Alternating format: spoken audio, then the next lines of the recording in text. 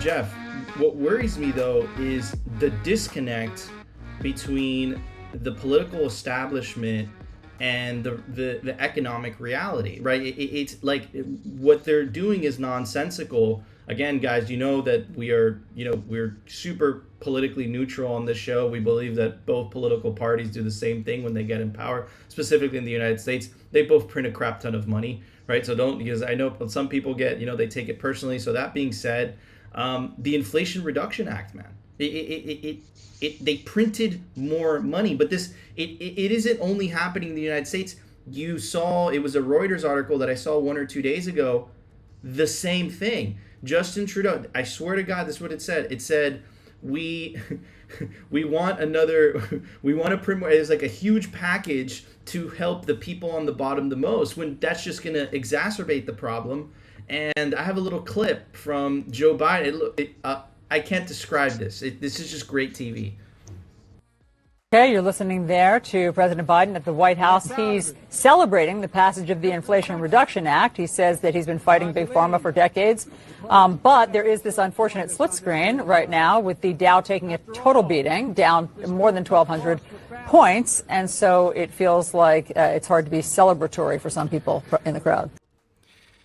That's insane. Like like, what are your thoughts on why is this happening, Dr. Ross? Is this just 50 years of this money printer has just made I feel like all they know how to do is print.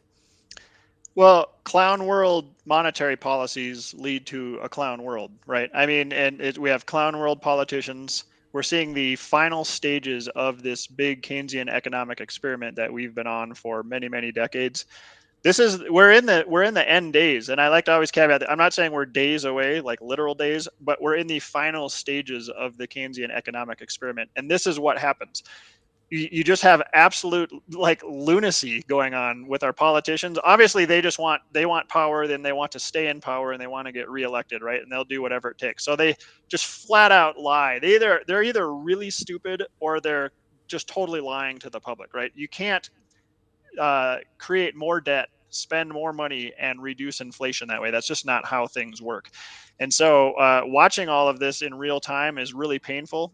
What's crazy about it, though, is about half the population believes these politicians when they speak. And so it's very hard to change people. And it's very hard to get people to understand that what we really need is a stronger, sounder base money, that you can't do this chicanery with, right? You can't just print more of it. You can't just create endless amounts of debt.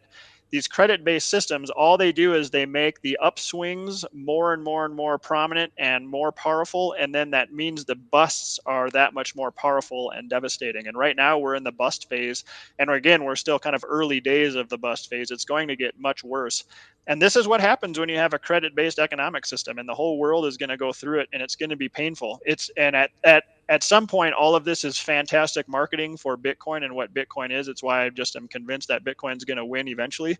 But it is going to be extremely ugly in the coming years as we get through this system. We're going to continue to see QE infinity. We're going to continue to see banks just making the good times better and better and better until they get so obnoxious and the bubbles get so huge that we have these deflationary busts again and people get wrecked. People commit suicide because they're out of work and they can't pay their bills, all this kind of stuff that goes on that's terrible to watch.